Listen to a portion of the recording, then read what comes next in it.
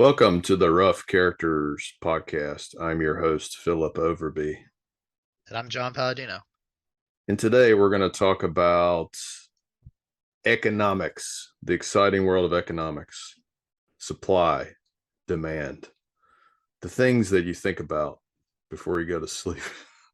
No, buying and selling books. So, yeah, I guess it is economics. So, we're going to talk about what convinces us as readers to buy a book and what approaches we've taken when we're selling. So I have sold things in the past, and John is new to selling his book. So we're going to talk about these approaches, what works, what doesn't work, and how you can make money in the world of publishing. But first, John has some news for us. What is your daily news or weekly news? Yeah, so speaking of buying and selling, I think a lot of us buy our books on Amazon.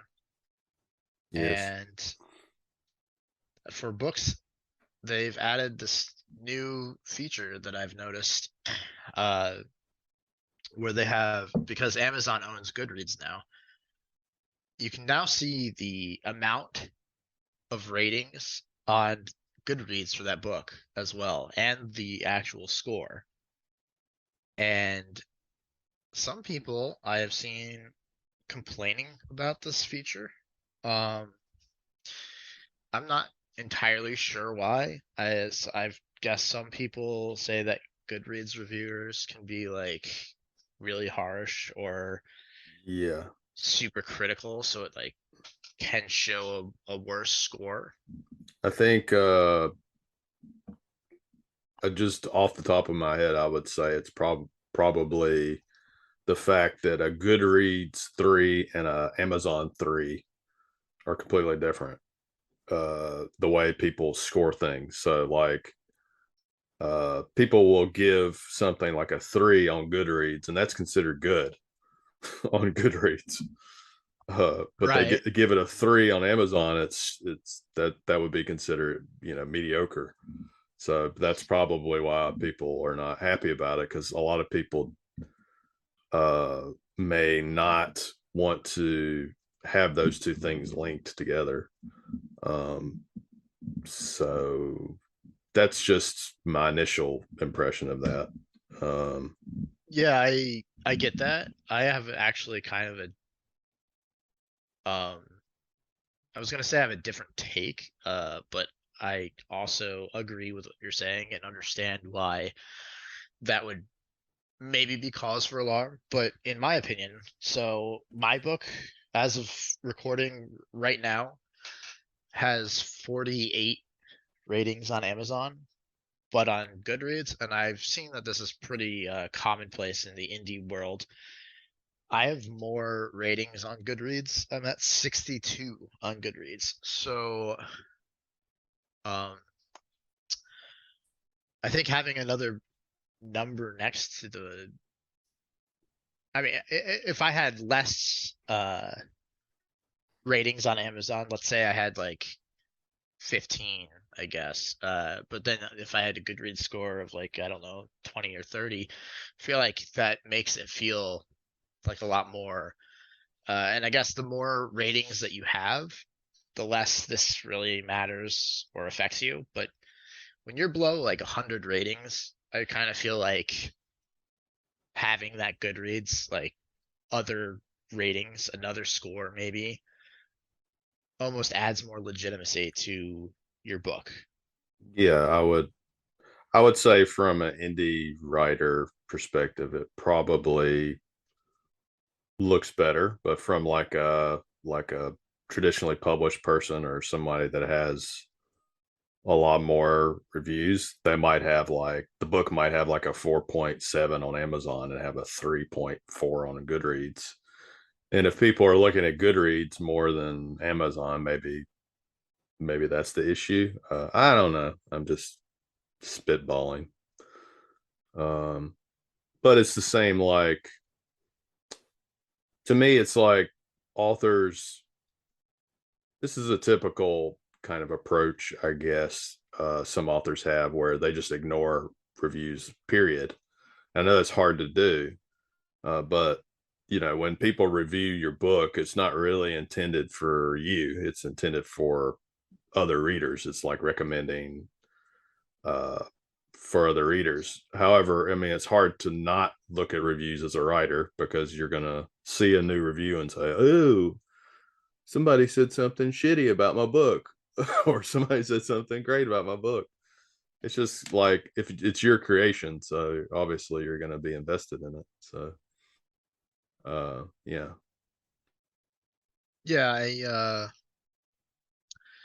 I think that I have pushed back a little bit against the narrative that reviews aren't for authors. I get the sentiment of why, but like you can learn a lot through reviews and see what works and what doesn't work, or what you need to improve on. Uh, so while I think you're right, the reviewers aren't they're not writing reviews with the intention of talking directly to the author, but to other readers who are thinking about buying the book. I think that there's a lot of potential knowledge the author can get from the reviews. I think the most important part when talking about reviews, though, from an author's perspective, is never never contact or talk to the person that you're maybe disagreeing with or upset with about a rating or review, because that's just not good or professional. Well, if you want to go viral, you can do that, because I've seen a few instances where people did that and it went viral. Yeah, I Not just in a don't good think way. that's helping you. They say that no press is bad press, but I think that there is a few circumstances where I would disagree, and I think that's one of them. Uh, that really pisses a lot of reviewers off, uh, and readers, and rightfully so, I think, because as an author, you just have to be willing slash expect other people aren't going to like it. Well, I mean, if you look at it from the reviewer's perspective, they took the effort to read your book, review it, and even if it's a bad review, uh, they're doing a service. It may not be a service for you; it's a service for the reading community or whatever. And if you, as a writer, confront them about it, it's going to make people want to not do reviews. and Right. And yeah, reviews are the lifeblood of writers. as an indie author, I mean, I'm going to say this word, but it could be misconstrued. I'm stoked even when I get a 1 star review slash rating, because it's another boost to the overall number. So when you're not very well known, if you have below 100 ratings and reviews, every single one really matters and helps get your book in like the Amazon algorithms. And so I'm always super thrilled. I mean, obviously, I think we all want overwhelming praise, 5 stars, most amazing thing I've ever read. But that's just not realistic. So I think I try and take the positive out of the even the super negative reviews, that it's like another boost. It'll help my Amazon algorithm even more. I think that's the most important thing to take out of it, rather than, wow, this person really didn't get it. Well, another thing is that it speaks to the effectiveness of whatever got them to pick up the book, the cover, the blurb, the sample, whatever, word of mouth, whatever got them to buy the book, they bought it, or they Yeah. or they got it for free from a promotion, but they made the effort to read it, or not read it. In that case, they'd say like DNF or whatever. But um, to me, like, that shows that people gave it a chance versus not giving it a chance. Not giving it a chance is worse than obviously, because then that means no one's buying it, no one's reading it, no one's looking at it. So Right, and this kind of segues into the topic of the podcast today is like I don't like to buy a book that doesn't have any negative reviews. If it's just like a 5-star farm, I'm just not believing that everyone thinks this book is like the best thing in the world. well, one telltale sign that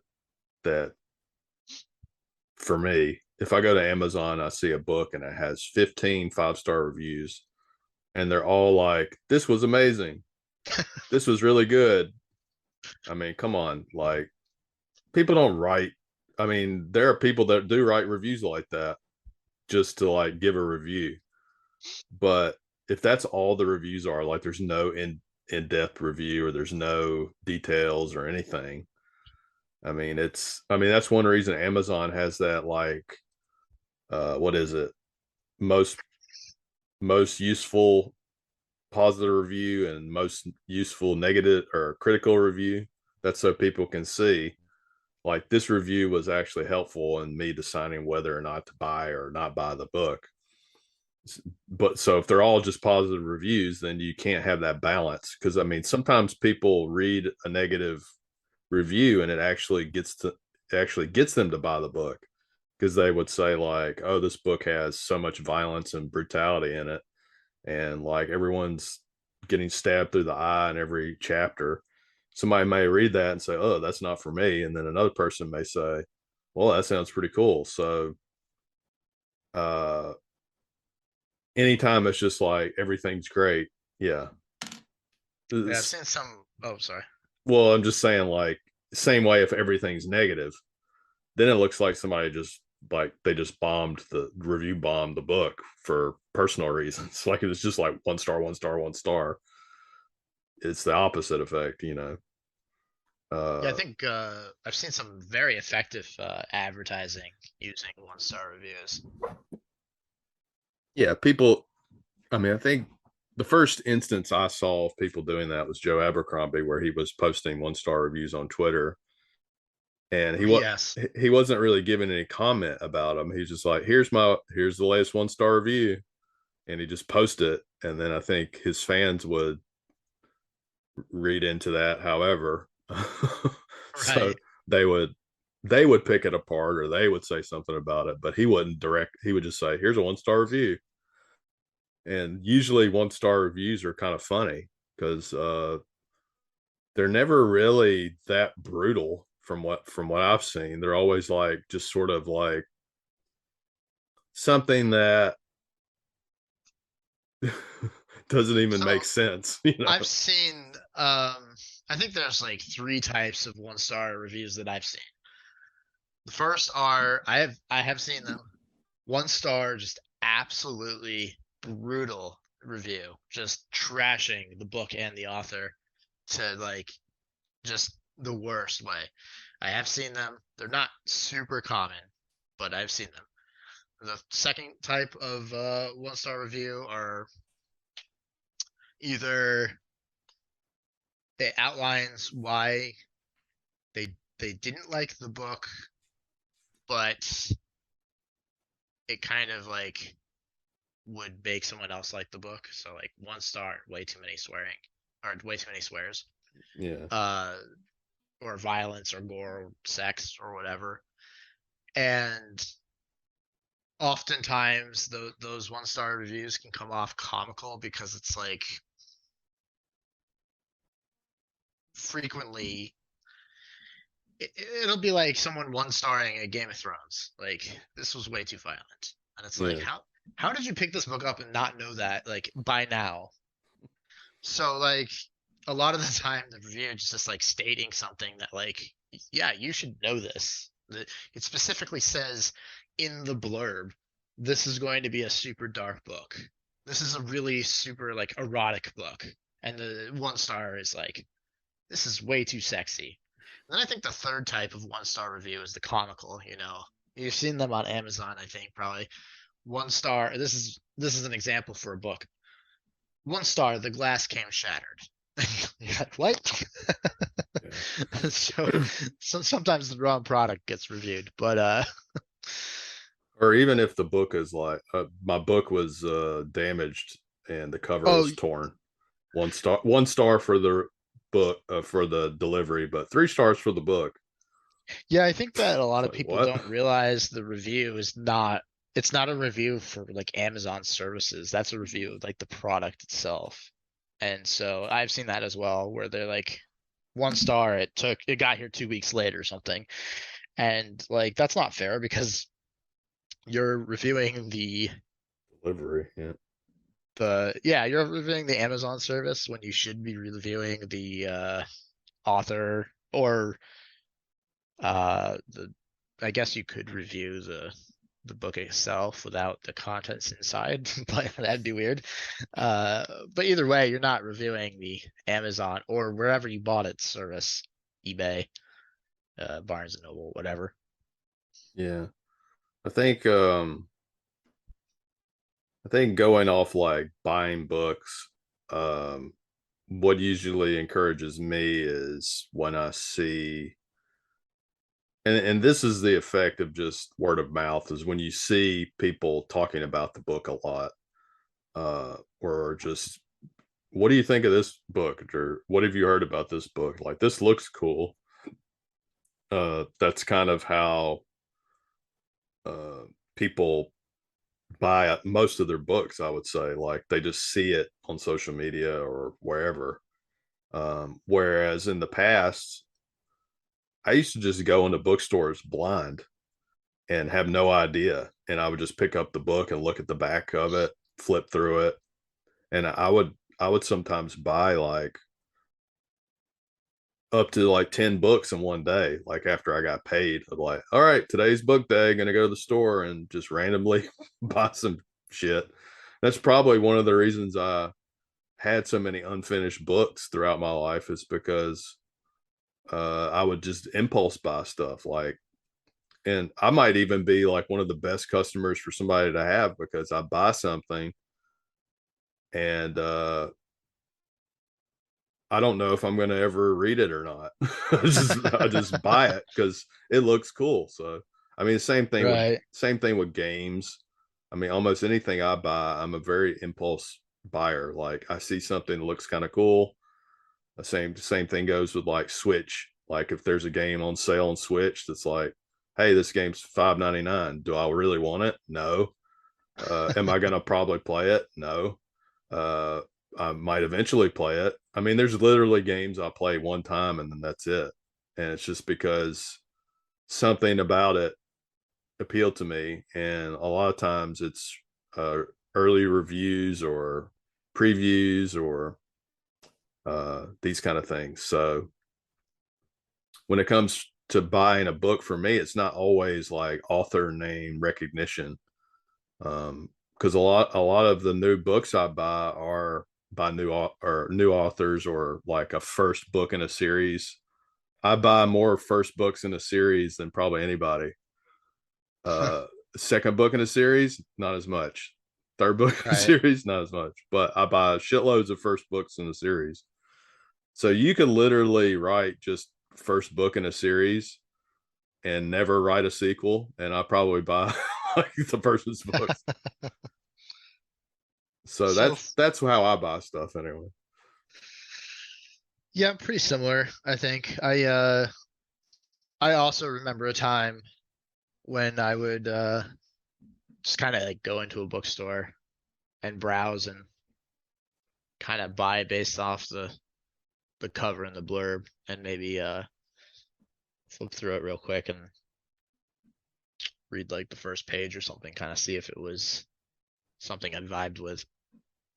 And then the internet kind of happened, and there's so many. I mean, I got older, so I kind of found my group of authors that I like. So I will always buy, or at least always try, the next Abercrombie book. Uh, I will always buy. Uh, I don't know, there's a bunch of authors that I'll always buy from. And I think that in order for me to branch out of the always buys, something really needs to like stand out. I think I read somewhere, I might have the number wrong, but in order for someone to actually buy your book, they need to see it like, or a product in general, I think they need to see it like 7 different times or something. And I'm not even sure if those are like positive times or if they just need to be exposed to it like 7 times. But I think that's why it's really hard for indie authors to kind of get out there because like you see, if you're lucky, you are an indie author with a really compelling and cool, interesting cover. And even then, I'm probably not buying your book because there's so many of them still. And it really needs to speak to me somehow. Uh, and even when it does really speak to me, I'm still probably not buying it. I'm a bit stingier than you are, Phil, because I only buy physical copies. So I'm spending far more money on that investment because you only buy Kindle copies now, right? Almost exclusively, I buy things on Right. Kindle. So I'm like, I gotta be really willing to take that like swing because, you know, a new book is what, 17.99, 15.99, whatever. Uh, so it can add up. And so I like to read the reviews. I kind of have a process. I'll either hear about the book or I'll see the cover. If either of them really grab my attention, then I start researching that book. Maybe I'll read the blurb. If the blurb resonates, I might start researching the author a little bit. I typically like grimdark fantasy, so I kind of research and see if they have a grimdark like vibe to them. And sometimes that means going on their Amazon account and reading like, or not reading. I don't sit there and read the preview, but like scrolling through the preview. If I see the word like fuck in the text and everything else is kind of vibing with me or shit, I'm like, oh, okay, this might be a book for me. And then maybe I'll buy it. Uh, so I actually look at 2 things in the preview. I scroll through it real quick, see if I can see any swears. I know that's weird, but like if someone's saying fuck, usually it's a grimdark fantasy. Yeah. Um, and then I also kind of, I know this is strange, but I look at the names, and names for some reason have a lot of meaning to me. If a name was like, I can't pronounce this, and then I look at a different name and I'm like, what the fuck does this mean? And then I look at another name and I'm like, okay, I'm out. Like, I just don't want to struggle with that. If I see like names that are fantasy based, I don't want to see Kevin, James, and John. When I read fantasy, I don't really go for urban fantasy, so I kind of want like cool, unique sounding names that aren't necessarily like, they don't have to be fake, but they don't feel like normal English Earth names. But they also have to be pronounceable. So like that's kind of what I do. And if some of those names start to immediately click with me, that and I see that it's also grimdark, I'm like, I'll buy it right then and there after I go through all the other steps. Yeah, I'm actually I'll read reviews kind of more, I guess you call it second hand. I don't know if that makes sense, but it's like if I see an excerpt of a review on somebody's social media, I'm less likely to go to the Amazon page and just read reviews. Um, I don't typically do that, but if it's a book and I see an excerpt of a review and like, oh, this book is da da da da da, and then I see that the blurb sounds like something interesting. I think a book that probably did that most recently by someone I'd never heard of was The Black Tongue Thief.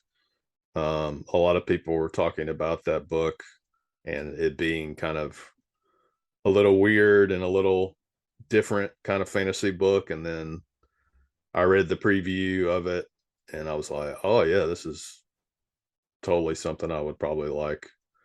And I've read a few other things by this Christopher Buehlman since then. So Oh, you uh, actually finished the book. no, I haven't finished it. Oh, I'm just saying okay. I've read. I haven't read it completely, but I've read samples of other things. I see. So I know I like the guy. I know I like his writing. It's just the process of, I'm really trying this whole like read a book until it's finished and then do it and finish the series thing. And I'm stuck on I'm not stuck on, but I'm doing R. Scott Baker now. And I really enjoy his writing, but it's not leisurely writing or leisurely reading. It's a little tough. So, um, but I'm digging in my heels and I'm trying to finish it. So, um, but I bounce around to, other books here and there just to see if like it's something I'm going to like. Same what I do with like video games. When I buy a game, I'll play a little bit of it and then I'll save. And then I'll say, okay, maybe I'll play this more, or maybe I won't. But I get to the save point, and once I get to the save point, I'm like, all right, well, that was cool, or I'm just going to keep playing what I was playing. So that's just, I don't know. That's that's really funny that you do that with games. If I buy a game, I'm expecting to play most of it, if not beat it. And generally, if I buy the game, I'm like fully investing myself into that game. I'm committing to it for an extended amount of time. The problem is if I end up not liking it, then obviously I don't. But if I like it, then I usually try and just binge play it for a while. And so that's interesting that you have such an easy time not. Well, but you do that with books too, and I do that with everything. I Uh, know, Phil, it's a serious problem because I just can't I it's not, can't it's not, imagine doing that. it's not really a serious problem. It's just a, I think a lot of people actually do that. There's just so many distractions, so many things, only so much time, and it's just like you just try to consume this. It's kind of like if you go to a buffet, right, and you just get everything on the buffet. You just want to try everything on the buffet. You may not be satisfied after that, and you may think, wow, I really shouldn't have tried everything on the buffet. I really should have committed to that one thing that I really liked. So if you go to a buffet, you're more like, oh, the roast beef's really good. I'm going to get more of that. That's exactly how I eat a buffet too, which is really funny. So it's more of a, I think the difference in philosophy is more like you are more of a, you start something, you finish it. Whereas I start something and maybe I'll finish it. And it can be a problem in certain aspects. But is it a serious problem? It's not a serious problem. I I mean, mean, I would disagree. I would say it is a serious problem, but I think it also depends on what you value. Like for me, that would be a serious problem. I'd feel like I was constantly wasting money, just constantly buying things and not finishing it or not even trying it. I Um, love so wasting money. so so for me, I would 100% say that is a serious problem. For you, if you don't feel like that's a serious problem, that's great. And I don't have any qualms with what you do. I think that'd be silly if I did. But if I was like realizing that I was doing that, I'd be like, oh my God, I need to change what I'm doing because this is uh not great. But that's just difference in media consumption philosophy, I guess. Well, it's the same way like uh it's the same way like Netflix, right? Or like any streaming service. Are you really gonna actually watch everything on there? Are you going to actually No, finish but I everything on there? finish the stuff that I start. Even if you don't like it, you finish it. No, so if I don't like something, then this goes for anything, a game, a book, a show. If I don't like something, I will DNF it, right? Like I don't need to finish it. But if I spend money on something and I am enjoying said something, I feel compelled to consume it because I invested into it. It's kind of like the whole well, I want to get my money's worth out of this thing. Yeah. And I now think we've kind of completely derailed. no, not derailed. We're still talking about buying something. We've moved from buying to absolutely consuming, but Well, buying is consuming. I suppose. So it's like if you uh so the difference between so you do DNF. I don't DNF anything because I always think there's possibility one day I will do it. But you can't say you don't DNF because you okay, so it's a different philosophy. When I DNF, I'm just not returning to it. You DNF everything and then decide to finish things. Yeah. So if I feel compelled, Right. This is such a weird way of thinking. I can't get over it. it's not weird, it's just different. It's very different. I don't you say there's a lot of people that do that. I don't know that I know anyone else that really does it to the extent that that you do. Not again, it's not a I'm not attacking you here. I don't care what you do with your consumption of products, but it's interesting to me. I'm just surprised. You can tell I'm like baffled.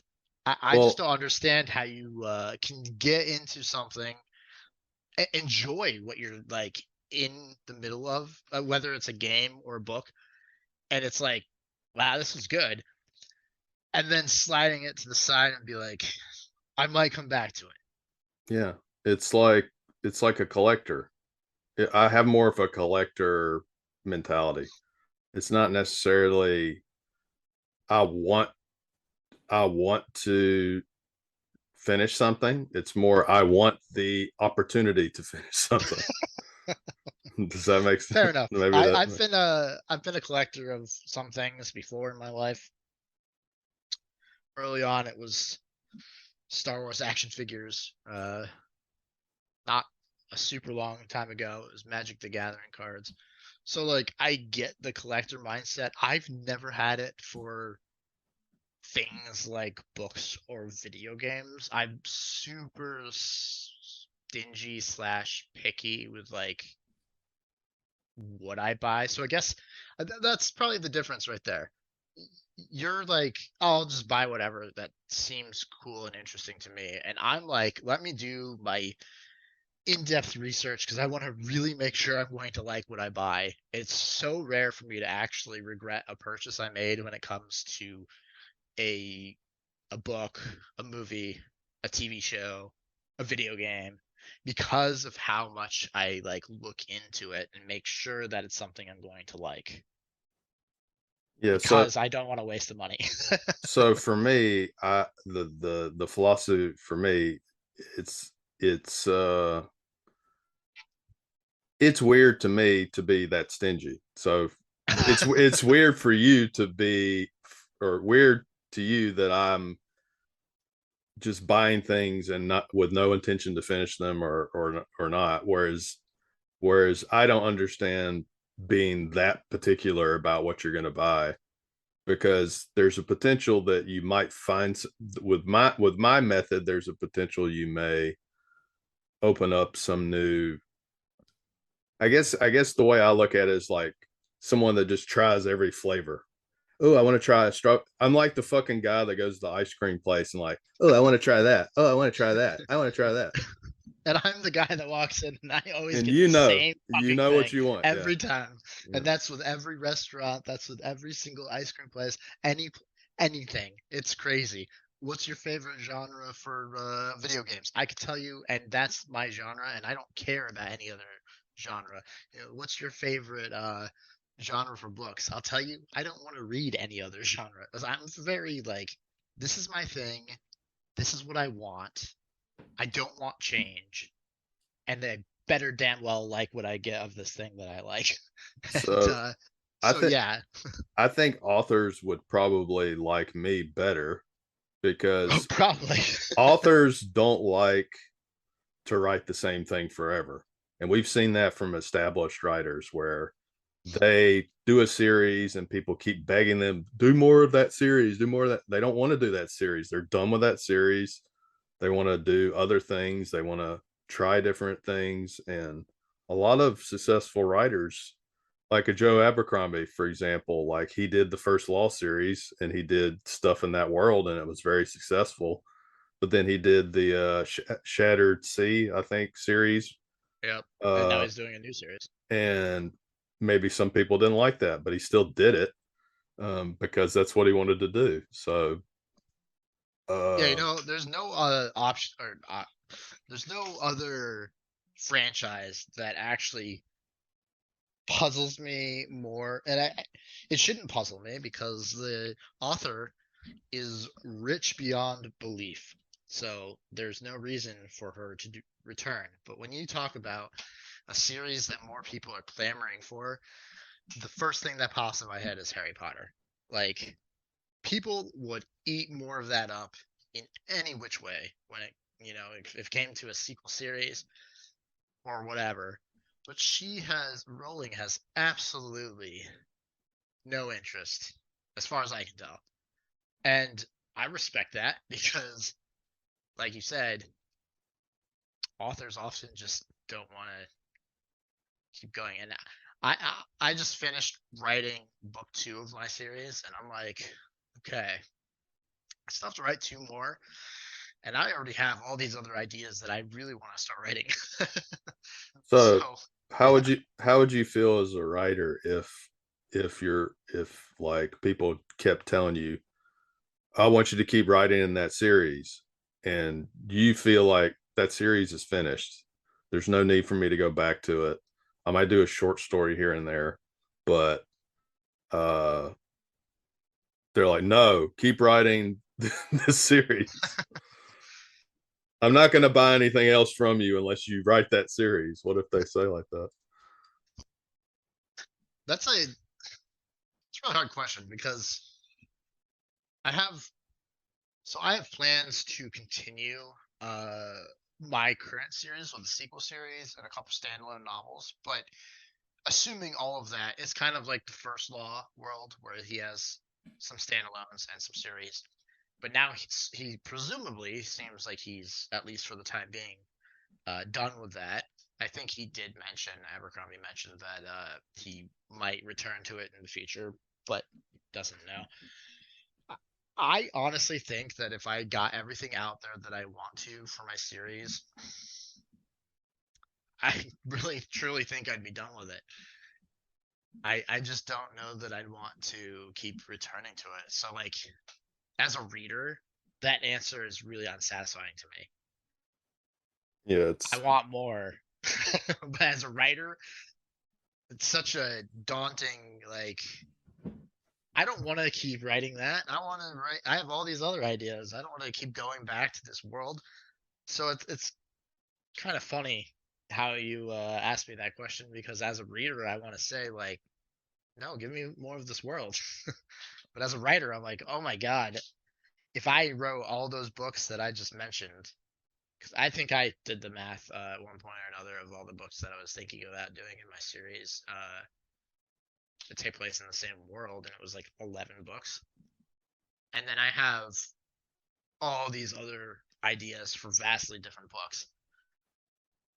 And the idea that I would have to forego writing those because the rolling effect, where everyone wants me to write more Harry Potter. It's like, oh man, absolutely not. But as a reader, it's like, well, uh, I would have, when I was younger, especially, killed for another series in Harry Potter. Nowadays, I mean, I still think Harry Potter's great, but like, I'm, you know, So I'm old. I would don't you need more. prefer to have a reader like you or a reader like me? As an author, I Yeah. would rather have a reader like me because I'm a I'm a binge reader. So what I do is if I buy a book, not I okay, let me rephrase. I want a reader like me who likes my books. I don't want a reader like me who hates it. But if I like your book, uh, this actually just happened to me recently a few months ago. I've been hearing about Robin Hobb. Mm. I've heard about Robin Hobb for a really long time. Obviously, she's a big name. Never tried Robin Hobb. Kept hearing how amazing Robin Hobb was. I personally am not a big first person viewpoint reader. If I learn that your book is first person, I'm like already automatically turned off by it. There are exceptions. Patrick Rothfuss I really enjoyed. So I kept hearing all these amazing things about Robin Hobb. Like, oh man, first person. I really just don't like first person. So I finally bit the bullet, bought the first book, started reading it, devoured it. Just read it in like I don't know. It's a really long book, so all of her books are pretty big. I read it in a few days. Immediately, I mean, if I like your book where I'm like I can't put it down, before I finish the book, I've already ordered the next one. So I had that at my house before I even finished the first book, and I just dove right into the second one. And halfway through the second one, I was like, okay, sold. I'm buying the third one. So by the time I finished that second one, I dove right into the third one, and I finished that third one and immediately ordered the first in her next series, which I have not yet started because I was like, if I start this book, I'm gonna have to read the whole trilogy just back to back because of how much I like her writing. And I really kind of should make a dent in my pile of books I already own. So I put Robin Hobb to the side. I've been reading some other stuff, but after the book I'm reading right now, I'm going right back to her because I loved it so much. So that's why I'd like, as an author, I'd really like a reader like me who's like just going to buy like every book I put out there and consume it. And I don't usually review slash rate traditionally published books too much because I don't see a point. I go to their profile and it's like 200 reviews that are written and like 4,000 ratings, and I'm like, okay, you really don't need mine. Uh, for an indie author though, I generally rate and review, and so yeah, if I had a reader that consumed all my stuff that fast and reviewed it all, that would be my ideal customer. But I also cannot be upset with someone who's going to buy it and then never read and review it because uh, I still got paid, right? That's good, and I don't get the negative review, even though I do appreciate the negative reviews because it's another review, right? But at the end of the day, if you were going to cut out all the people who are going to buy your book and not read it, I kind of feel like that might be a significant amount of sales. That's why I'm saying there are probably more people like me than you think. There's people that definitely buy your book versus the people that are actually read it and review it or whatever. So they're uh I think I've become, if you want to say victim, I guess, a victim You become a victim of of yourself. too much stimulation or too many things. There's just too many things. There No, honestly are too many things in the you're world. right. Ever since the internet came out, media has blossomed to such a point where it's impossible to consume everything you want to consume. I actually go through phases, and I don't know, maybe other people can relate to this. I don't know. Um, I go through phases where I'm hardcore game person and all I do is play games. And I think I'm in that phase now where I'm Uh-huh. just playing lots and lots of games and I'm finishing games. Like I finished Cult of the Lamb, which is rare for me to actually get to the end, beat a boss, and be like, wow, I beat the fucking beat it. Nice. Right. Yeah. So I'm in that phase right now. Uh, Reading books is still there, but I'm not in that phase.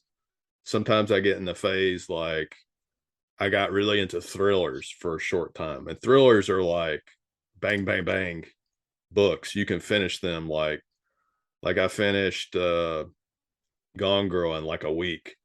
I finished The Girl on a Train in a week.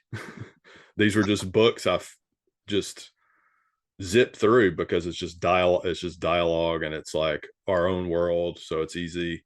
So just when it comes to fantasy and sci-fi, I just it's harder for me to get into and stick with it, whereas maybe my genre is grimdark fiction also, but is it really my genre? Because it's not the genre I tend to finish. uh I tend to finish a lot more as a reader anyway. I tend to finish a lot more fast-paced uh thrillers and those crime novels and stuff like that. So I go through phases. I go through a game phase, I go through a writing phase, I go through book phase, and it's just like there's so many different things that I have to balance. And we've talked about this before, like with me teaching and making games for my classes and doing lessons and doing podcasts and doing da da da da da da. My more scatterbrained approach to consumption is probably Right. I also have the pretty phase common. approach too. Like, even as a writer, I'll binge work for a few months, then I burn out, and then I'll like binge relax for a few months. I won't even think about working. I'll play games. I'll read. I'll just relax, and then you I kind of have this like pattern where I'll like write for like a couple months. I'll do like 80,000 words in 2 months or something. And then I'll just burn out. I won't even be able to finish the book. I'll take a few months off, and then I binge write again. I finish the draft. I get it to my editor, and then while the editor has it, I am in complete just relaxing mode for another month or two, just not doing anything. I'll like read a ton during that time. I'll play a lot of games. But when I'm binge writing, I feel like even if I'm not writing, because obviously I can't write like a superhero and do it like 8 hours a day. Uh, but even when I'm not writing during that like binge work period, I really I feel like my mind is just on that topic so much that even if I'm playing a game, I'm kind of still thinking about what I'm writing. I'm thinking about where I'm going with my book, and so I think that the phase thing really applies to me as well. And it's kind of interesting how that happens because I'll play games like every day, hours, just so many hours, especially if it's like a game that's really captured my attention. And then I'll go months without even thinking about turning like my Xbox on. Yeah, I mean, it's just the reality of life. We can't Yeah. consume everything we want. I want to consume as much as I can, so maybe that's why I have this like, you know, throw the net and catch whatever I can and see what sticks kind of approach, I guess. Um, in terms of selling, we haven't talked about selling yet, but Right. I was just gonna bring that up actually. when you So what I was selling my short stories years ago, and I found the best approach for me was selling on Facebook and just posting a lot there. I never really did Twitter much. I did manage to get a lot of reviews, but it seemed like a lot of my reviews were from people I knew on social media, which Right. very rarely did I get stranger reviews.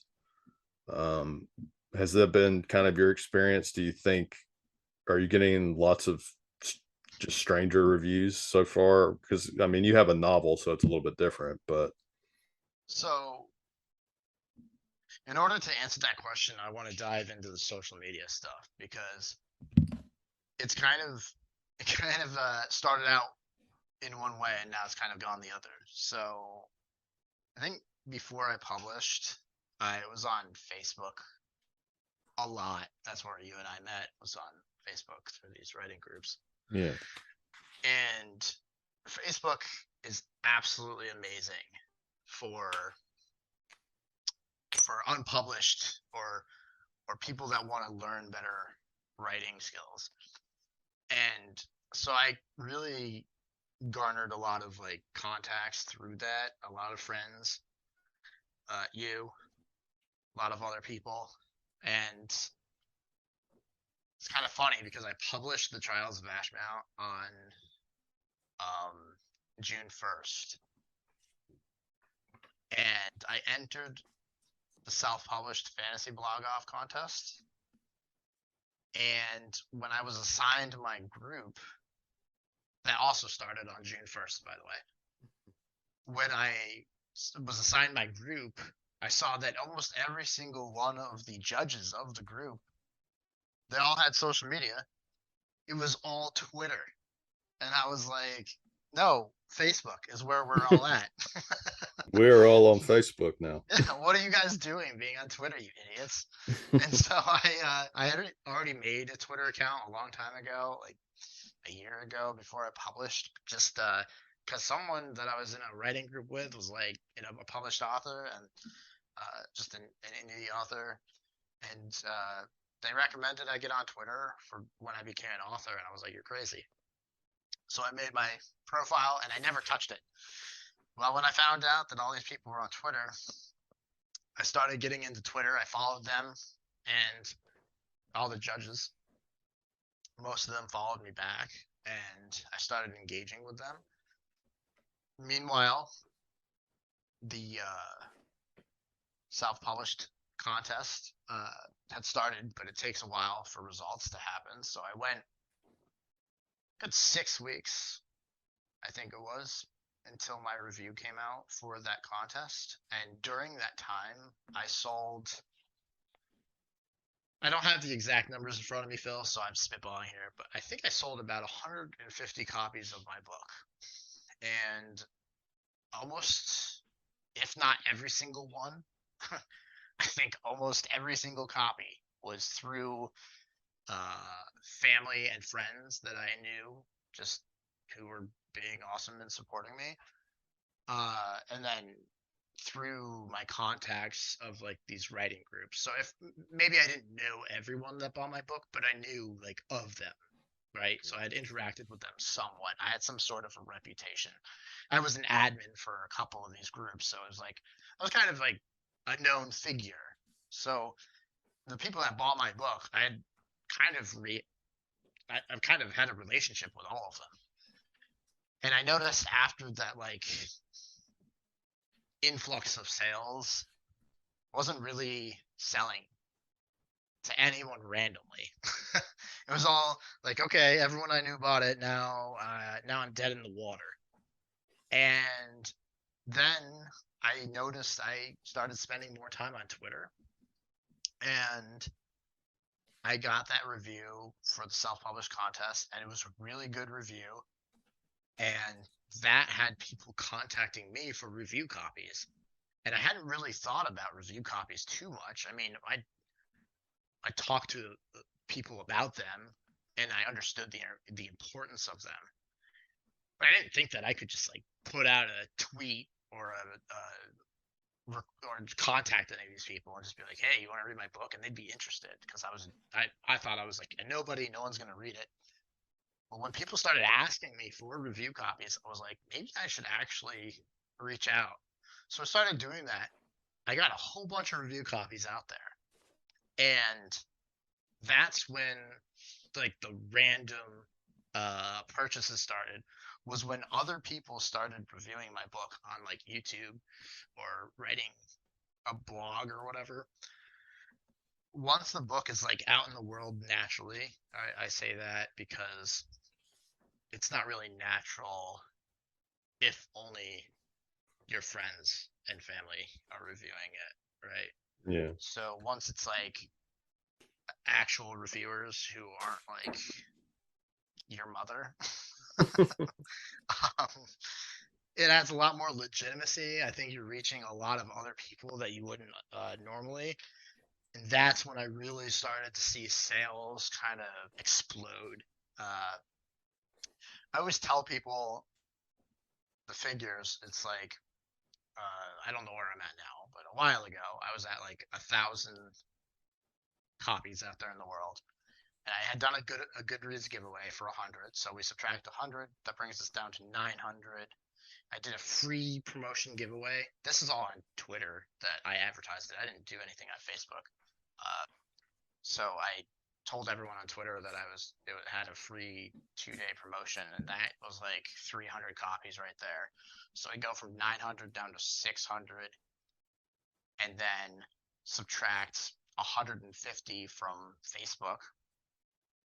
That brings us at 450 that I've probably sold just oh, I forgot about the physical copies I gave away. So really it's probably down to 400 that I sold on Twitter. And let's just compare this for a minute. I was on Facebook in the writing communities for 2 years, I think. And so I got 150 copies out of 2 years of kind of connecting with people. I was on Twitter. I've only been active on Twitter for like 4 months. I sold 3 times that from Twitter. Yeah. Plus the giveaway that I got a whole bunch of downloads from, and I'm still selling. I sell every day now, just passively, and I think the reason for that is once you establish yourself on Amazon, once Amazon realizes that people are going to buy your book, they naturally promote it. So I think that because of I had that 150 sales from Facebook, and then my passive sales were like nothing. But as soon as reviews were like regularly coming out, people were regularly buying it. And then because they were regularly buying it, I think that really boosted my Amazon algorithm. And now Amazon just recommends the book, I think. I'm not an Amazon algorithm expert, but So, I sell every day now. so reviews shifted the tide for you and going to Twitter. Yeah, I think Twitter is like, I always tell people that like, if you want to learn how to write, go to Facebook. If you have a book to sell, go to Twitter. Because it seems like all the people who want to talk about writing craft are all on Facebook, which makes sense. Facebook actually has the character length to do that. Yeah, yeah. Twitter, you can't type anything long. But Twitter seems to have all the readers, all the reviewers. Now, do you think with this Elon, I know this is not a this is a topic for discussion, I suppose. Now that Elon Musk bought Twitter, a lot of people are threatening to leave Twitter or have already left Twitter. And I know Mastodon is a new social media a lot of people talk about, which is very similar to Twitter. Right. Would you consider leaving Twitter to go to a new place, or do you feel like you're going to ride it out and see like, Ultimately, I am not leaving Twitter unless like wise it makes sense. So if the entire community is like, okay, we're done with Twitter and we're going to Mastodon, I'm going to Mastodon, but I'm not leaving Twitter unless like I realize the engagement is just gone. There's no. I honestly think that people are like panicking prematurely. Uh, by the time this podcast actually goes live, all of this is going to be ridiculously dated information. yeah, Uh, Twitter might cease to exist. Um, so that's kind of an interesting thing to think about. Uh, and that's possible. Maybe Twitter will just completely bomb. I don't know. My feelings are, why are everyone thinking about leaving? This guy just sank over $40 billion in Twitter, and everyone thinks he's going to ruin it and like make it so they can't use it. Are you kidding me? He just spent so much money on this. He has no incentive to do that. well, the one good thing I've seen about Elon Musk is if he does something stupid and people are like, that's stupid, he's like, okay, I'm not doing that. So he'll back off of stuff, at least I've seen. I mean, I don't know much about him other than, he owns a bunch of businesses, or, Right. and he says goofy shit now and again. But it's like, uh yeah, I don't see why he would want to destroy something he just spent billions of dollars on. I mean, I think, yeah, it's one of those wait and see kind of things, I guess. But I think a lot of people are suspecting Twitter's going to become even more of a cesspool with him in charge. But so I don't know. Yeah, a Uh, lot of people say that, but like, man, it seems counterproductive because if if he wants to make money, right? He's a businessman, so his goal is to make money. Um, what's the best way to make money through advertisements on Twitter or any platform? You need constantly increased activity. That's what they're always looking for is growth. They can prove that people are using something to advertisers so that they can make it attractive to use, right? So anything that is going to create a lot of backlash, I I just can't imagine they don't retract it, right? So if something is such an awful change, why would they not fix that? Because if people are just mass leaving the platform, they're not making any money.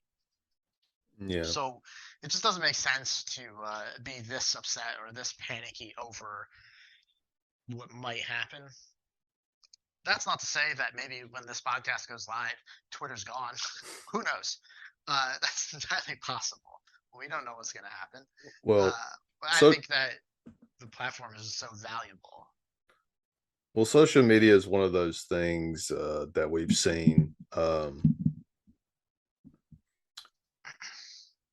evolve over time. MySpace. I don't know if you're old enough for MySpace, but Yep, I do I, too. I had a MySpace, and you had the top eight, friends or whatever. That used to be a thing of controversy, like, what? Why'd you take me off your top eight? And, you could play your own music when people visit your profile and shit like that, um and everybody thought that was the coolest thing then. And then Facebook came along and everybody migrated there. And now Facebook has been abandoned by a lot of younger generation that have gone to Twitter or gone to Instagram or TikTok or whatever. And then all of us are like, TikTok? I'm not going Oh to my god, TikTok. Fuck TikTok that. is awful. But it's like, it's a generational thing. It's like, young people would think, man, you're on Facebook, you're fucking lame. I Whereas know. we think you're on TikTok, that's fucking lame. It's not I know. necessarily lame, it's just a different platform. and the platform may not fit. Uh, I mean, I've know writers that have gotten on TikTok and got success that way. I mean, I don't know how many fantasy writers are doing that, but I know some writers who have outright refused to get on TikTok, even their publisher suggests it. If you want to reach a younger audience, you need to go to TikTok. And they're like, I'm not going to fucking TikTok. Sorry. Yeah, I think that's me. I don't think I'll ever go on TikTok. There's like the way the platform works is not something that speaks to me. I don't want to be creating videos constantly. I It's think when just, I think when I publish, uh, I'm gonna go on TikTok. are you? I'm just gonna try it I know a lot of people that do. because I'm that guy that tries everything at the buffet. That's true. I just know that you're also not the guy that can stick with it. I So am also that guy. I, I have stuck with a lot of things, but here's there the problem with TikTok though, Phil. You, in order to remain relevant, I don't know because I've never actually tried TikTok, but I've heard that in order to remain relevant with the algorithms, you have to post twice every day. And I just can't make 2 videos a day. It's a lot of like, I mean, they can be stupid, silly videos that are like 5 seconds. That's fine. Even so, I don't have that like desire. I can't even do Instagram, dude. You need to, you can only contact people, like post on there with photos. What am I taking pictures of? Like, I just, I'm not a picture slash camera type dude that's like filming or taking pictures all the time. So like both of those platforms are apparently amazing for authors. I just hate both of them. I just signed up for Instagram actually a few days ago, and I hate it. so through this episode, we have established that I am the sporadic, weird guy that doesn't stick with anything but consumes everything, and you're the old fogey that won't I'm won't also like try anything. hyper. I'm also like hyper focused. So like on Twitter, I'm stupendously active. I try and post like at least twice a day, if not more. And I comment on people's stuff, and I'm all over Twitter constantly. But the funny thing about that is that I used to be like that with Facebook. I used to be, and you know, because you used to see, I used to be pretty active on Facebook. And Yeah. even before you saw, I was even more active, just constantly. But I've kind of seemed to be one of those like one hit wonder kind of people where like I get I'm a star when it comes to like one platform. And as soon as I pick what I'm focusing on, I can't even think about doing something somewhere else. And I think you saw that as soon as like I started really engaging with Twitter, my Facebook activity went to zero. Yeah. I tend to uh I tend to kind of stuck with Facebook as my main place just because I like the groups. I get a lot of good shit from groups, like recommendations for stuff. Um, and I think as a consumer, for me anyway, I'm primarily a consumer now. Right. Uh, I haven't full blown launched into authordom or whatever. Um, I find it more appealing. Like anytime I go on Twitter, I'm just like, I don't know what I'm doing. And I think a lot of people go there and they don't have the patience or I don't know what it is. They don't like the format. They don't like the limited characters and Yeah, that's the annoying part is limited characters. so but I think, every place has its place, so to speak. If Mastodon is the next new cool thing that everybody goes to, then great. Right. But if not, then I'll just great. toss out some quick Twitter advice for you, Phil, and anyone listening that wants to get in. I don't bother with Twitter until you have a book to sell. And then when you have a book to sell, get on Twitter and follow as many reviewers as you can. That's what I did. I just went on. I followed a bunch of reviewers, bunch of smaller YouTubers who review indie books, and I just started engaging with them. I made a lot of friends pretty quickly, and a lot of them then reviewed the book. And once that happened, then I kind of started building my own like fan base or audience, whatever you want to call it. And I think that's what I think that's what I recommend to anyone who has a book that they want to kind of get out there is just go on Twitter, follow a bunch of people in your field. Maybe you're not an author and you want to sell board games. I don't know. Follow a bunch of people that review board games. Just find your like niche and then follow a bunch of people. And once you do that, their stuff will come up on your feed. Then you need to engage. You need to like their stuff, retweet it, comment, get some engagement going so they know who you are, they recognize you. And once you kind of have some interactions, then the friendships kind of develop. It's just harder on Twitter if you're used to Facebook, because on Facebook you just join, I'll join a writing group and then everyone's there. On Twitter, Yeah. you're like, now what? Yeah.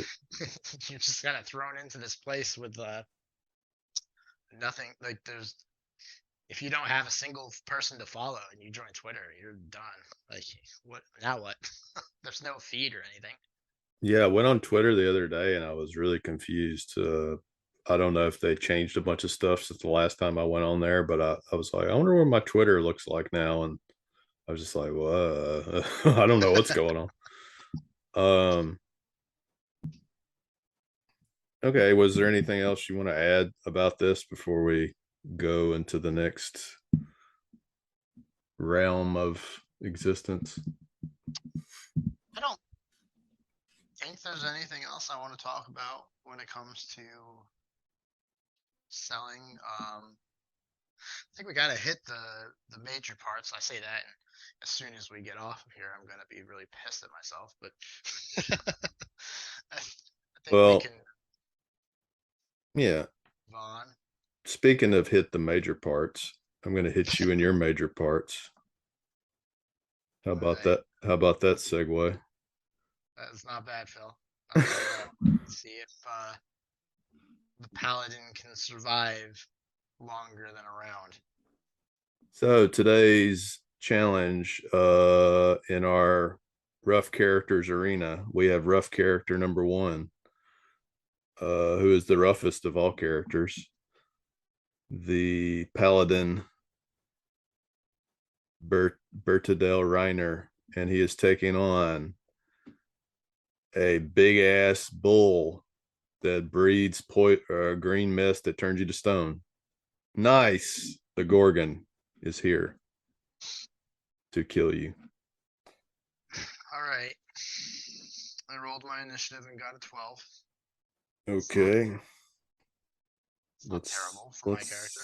Let's see if I kill you in one round. My initiative is Hey, I go first. something. It didn't show up on my. You rolled an 8. I see it.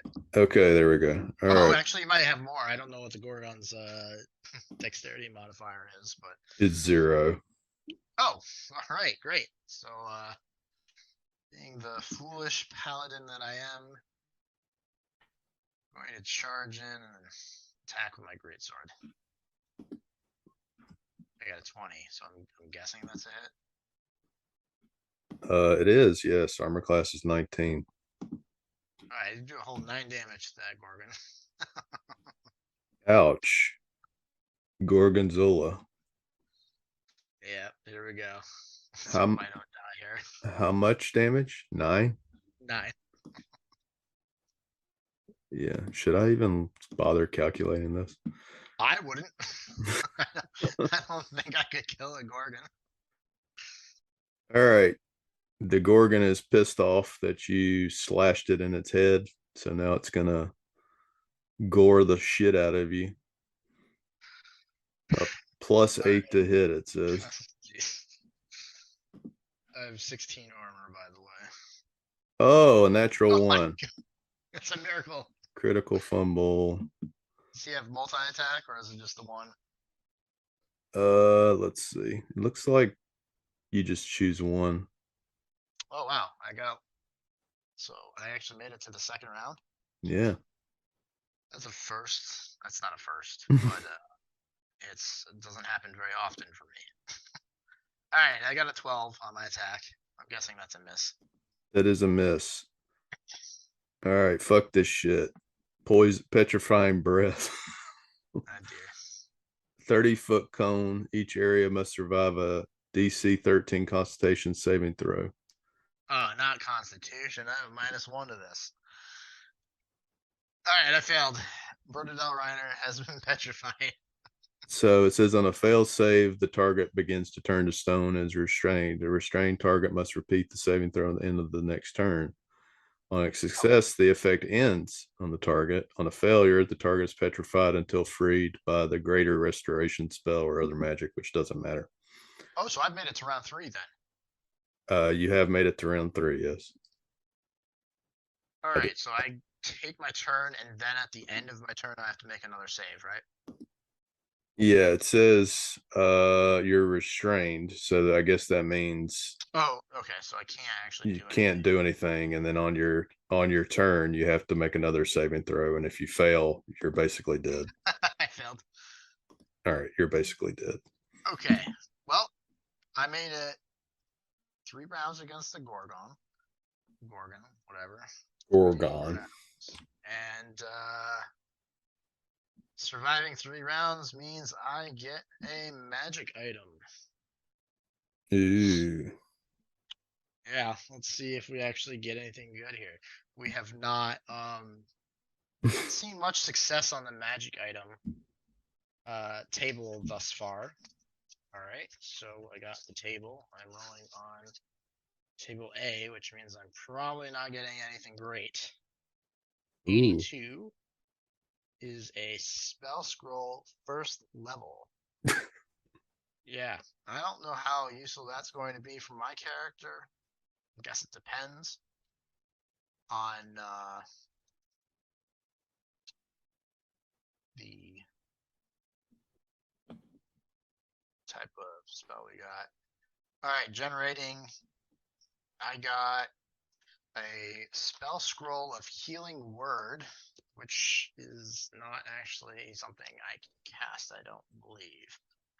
But I got it nonetheless. I think paladins can cast spells at a certain level. I think maybe clerical spells, but